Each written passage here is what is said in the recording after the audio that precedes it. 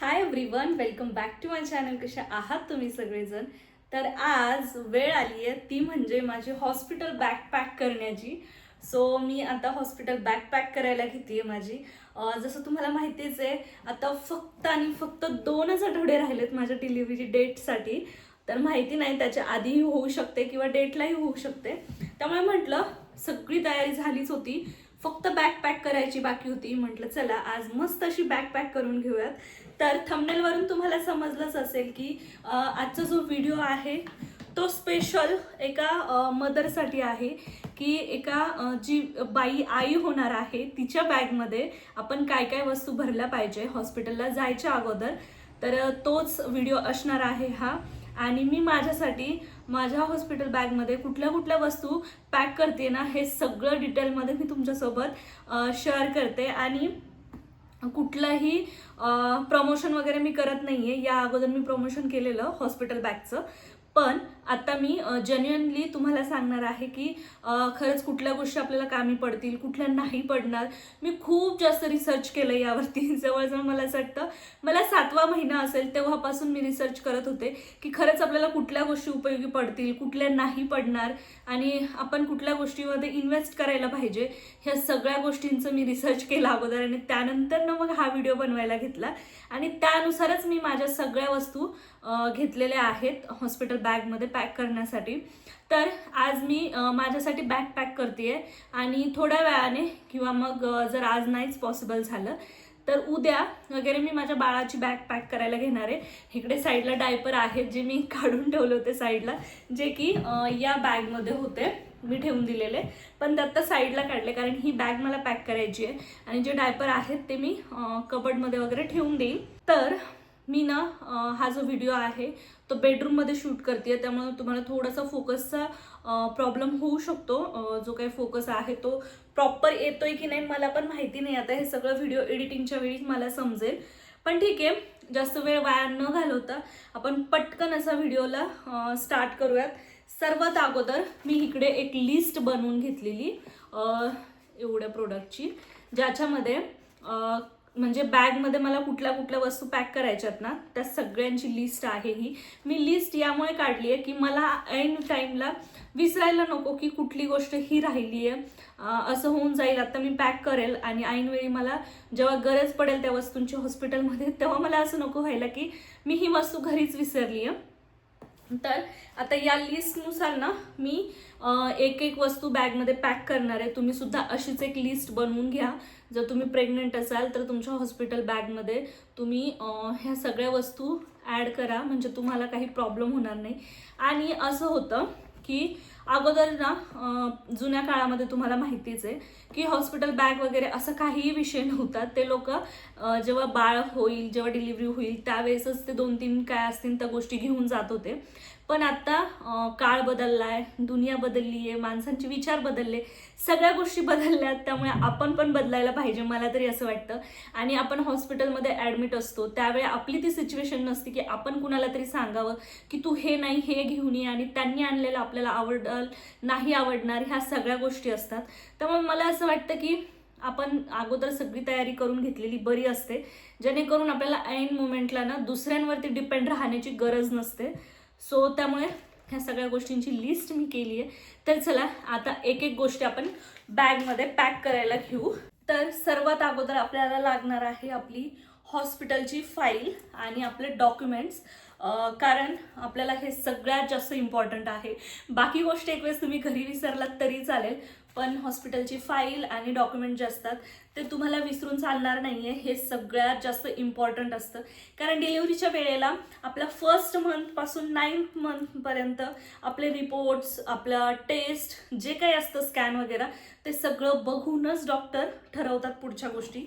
त्यामुळं हे सगळ्यात जास्त इम्पॉर्टंट आहे. त्यामुळं इथे मी माझी हॉस्पिटल फाईल जी आहे ती सर्वात अगोदर बॅगमध्ये ठेवते आहे, जे की मला ऑब्विसली आता एक व्हिजिट होईल माझी त्या अगोदर जी 24 तारखेला आहे.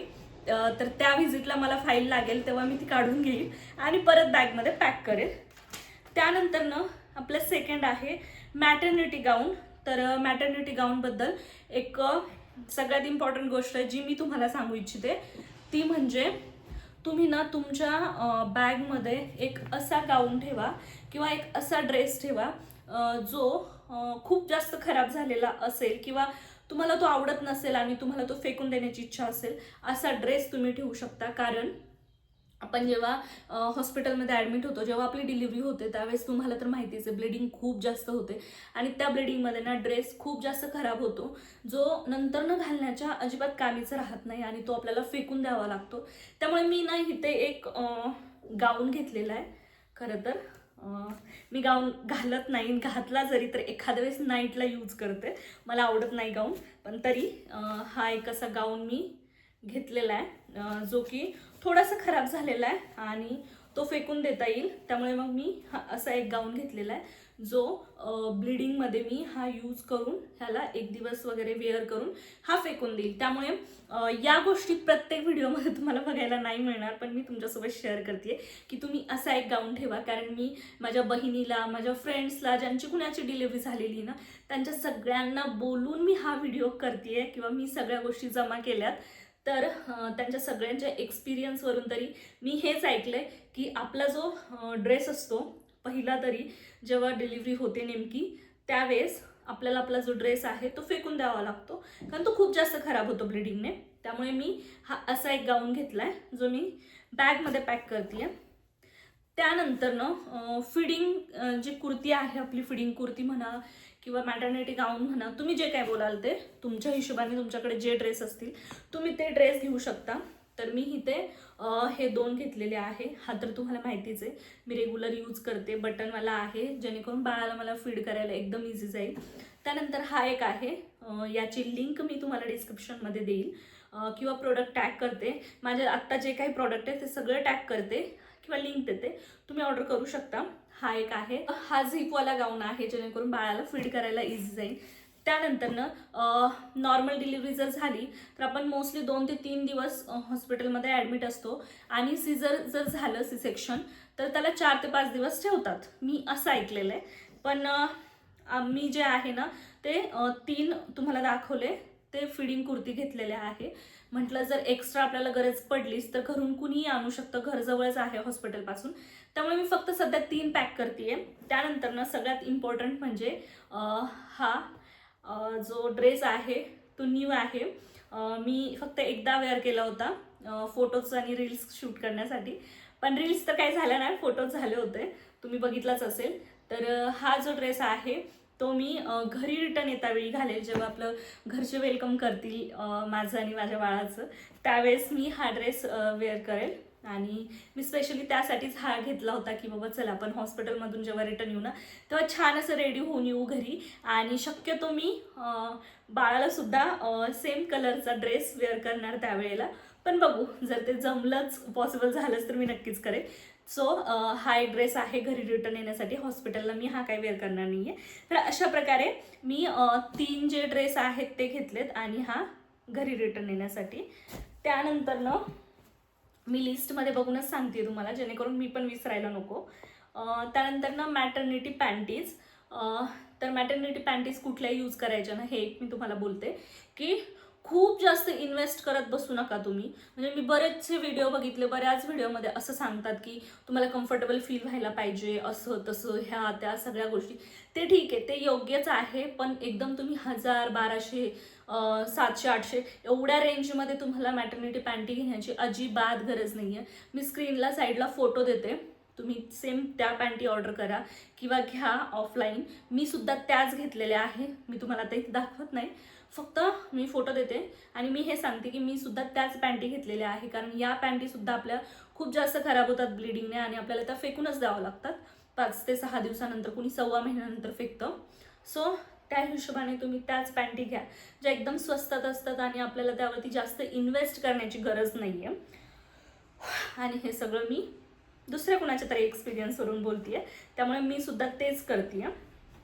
त्यानंतर ना bra feeding bra, nursing bra, असं तुम्ही दोन्हीतून कुठली एक घेतली तरी चालतं. मी कुठल्या घेतल्यात त्याचे मी इथे फोटो देते, तुम्ही तो फोटो बघून घ्या आणि लिंकसुद्धा मी देईल.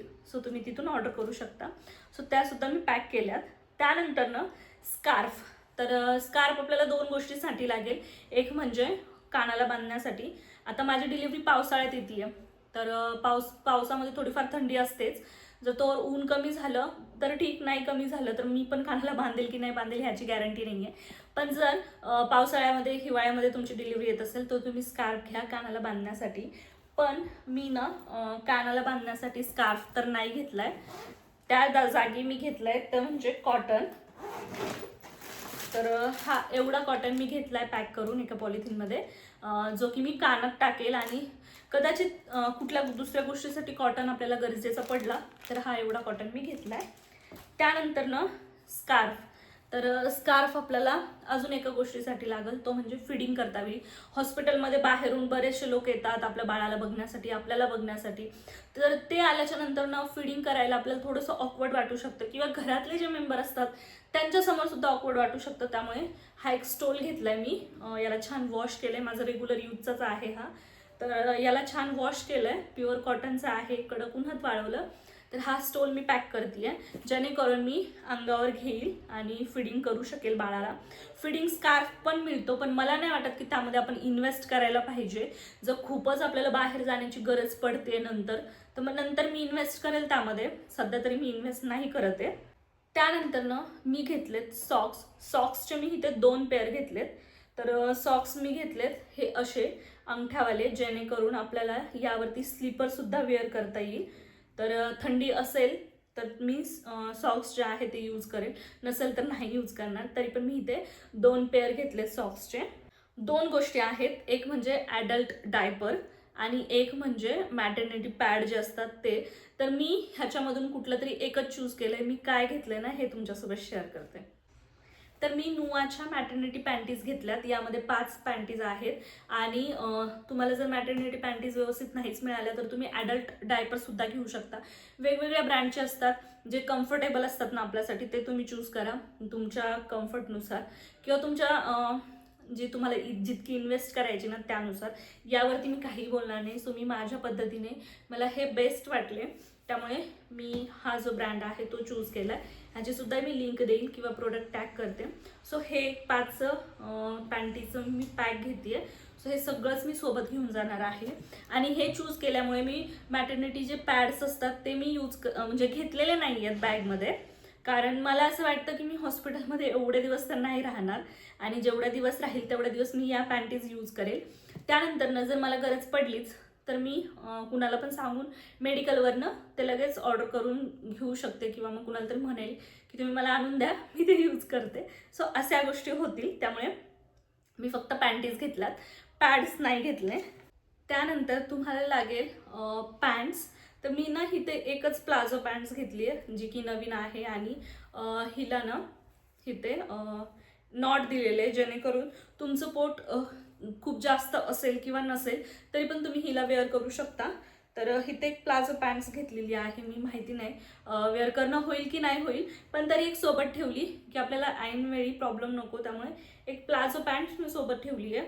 त्यानंतर ना एक सायकलिंग पॅन्ट सुद्धा मी सोबत ठेवते आहे, कारण आता 1 पीस मी घेतलेली आहे आणि 1 पीस मी तिथे घालेल. म्हणजे शॉर्ट ड्रेस आहेत गुडघ्यापर्यंत किंवा गुडघ्याच्या थोडेसे खालच्या लेंथपर्यंत आहे, तर त्याखाली आपण तसंच नाही राहू शकत. त्यामुळे इथे एक ही सायकलिंग पॅन्ट घेतलेली आहे. ही एक मी तुम्हाला दाखवते, बट मी अशा 2 घेऊन जाणार आहे सोबत. तर अशा शॉर्ट्स किंवा सायकलिंग पॅन्ट तुमच्याकडे जे काय असेल ते सुद्धा तुम्ही सोबत ठेवू शकता, जेणेकरून तुम्हाला कम्फर्टेबल वाटेल जेव्हा तुम्ही शॉर्ट ड्रेस किंवा फिडिंग कुर्ती वगैरे मी जशा दाखवले तशा वेअर करत असताल तर तुम्ही शॉर्ट पॅन्ट सोबत ठेवू शकता. आणि आपल्याला सगळ्यात इम्पॉर्टंट म्हणजे तो टॉवेल. तर मी ना इथे हा छोटासा असा हँकी घेतलेला आहे. टॉवेल मी ऐनवेळी जेव्हा मला हॉस्पिटलला जायचं आहे त्यावेळेस मी घेऊन जाईल. सध्या टॉवेल पॅक नाही करत आहे, बट हा एक हँकी घेतला आणि मला असं वाटतं टॉवेल पॅक नाही केला तरीही चालेल, कारण आपण हॉस्पिटलमध्ये 2-3 दिवस असतो त्यावेळेस आंघोळ होते नाही होते मला काही माहिती नाही आहे, पण फेस वगैरे क्लीन करण्यासाठी हा एक हँकी घेतला आहे. सो याला पण मी छान वॉश करून घेतला आहे. तर सॉक्सचं मी तुम्हाला बोलले. त्यानंतर ना सगळ्यात इम्पॉर्टंट आपल्याला स्लीपर हवी आहे. मी उलटी पकडली आहे, तर इथे मी स्लीपरसुद्धा घेतली आहे. ही न्यू आहे, जी मी गेल्या 1-1.5 महिन्यापासून घेऊन ठेवलेली. कम्फर्टेबल स्लीपर बघा आणि अशी बघा जेणेकरून खालून त्याला ग्रीप असेल, कारण हॉस्पिटलच्या ज्या टाईल्स असतात ना, फरशा, तर पूर्ण एकदम प्लेन असतात आणि खूप जास्त चोपड्या असतात, त्यावरती आपला पाय सरकण्याची भीती असते. त्यामुळे मग तुम्ही अशा ग्रीपवाल्या स्लीपर चूज करा. सो मी सुद्धा अशा चूज केल्यात. सो एक आपल्याला स्लीपर हवी आहे आणि आपल्याला डिलिव्हरी झाल्याच्या नंतर कोमट पाणी प्यावं लागतं.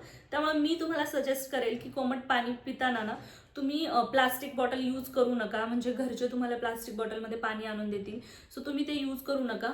तुम्ही एकतर थर्मास यूज करा किंवा मग स्टीलची जी बॉटल असते ती यूज करा. तर मी इथे ही स्टीलची बॉटल पॅक करून ठेवतीये बॅगमध्ये, जेणेकरून ऐन टायमाला ही विसरायला नको. सो एक इथे पाणी बॉटल. आणि आता आपल्या थोडंसं ग्रूमिंगकडे आपण वळूयात, जे आहे तुमची मेकअप किट, की तुम्ही मेकअप किटमध्ये काय काय घेऊन जाणार आहात किंवा मी काय काय घेतलंय ना हे मी तुम्हाला दाखवते. मी एक एवढा पाऊच घेतलाय, जो तुम्ही मागच्या 1-2 व्हिडिओमध्ये बघितलं असेल. ह्याला पण मी वॉश केलंय छान. हा पाऊच घेतलाय, याच्यामध्ये आता मी काय काय पॅक केलं हे मी तुम्हाला दाखवते. सगळ्यात अगोदर वेट वाईप्स तुम्हाला लागतीलच हॉस्पिटलमध्ये, कारण तुम्ही त्या कंडिशनमध्ये नसता की प्रत्येक वेळी आपल्याला वाटेल तेव्हा आपण बेडवरून उतरायचं, हँड वॉश करायला जायचं किंवा फेस वॉश करायला जायचं. हे ते आपल्याला फ्रेश व्हावंसं वाटलं की लगेच फ्रेश व्हायचं असं नसतं. त्यामुळे तुम्हाला वेट वाईप्स सोबत ठेवाव्याच लागतील, जेणेकरून तुम्हाला वाटलं फ्रेश व्हायचं की तुम्ही वेट वाईप्स यूज करू शकता. त्यानंतर एक छोटा मिरर मी ठेवला इथे, जेणेकरून आपल्याला हॉस्पिटलमध्ये जर आवरायचं असेल थोडंसं तर आपण या मिररमध्ये बघून आवरू शकतो, कारण तिथे काही मिरर नसतो आणि मोबाईलमध्ये आपण एवढं बघून नाही आवरू शकत. त्यामुळे एक मिरर तुम्ही सोबत ठेवा.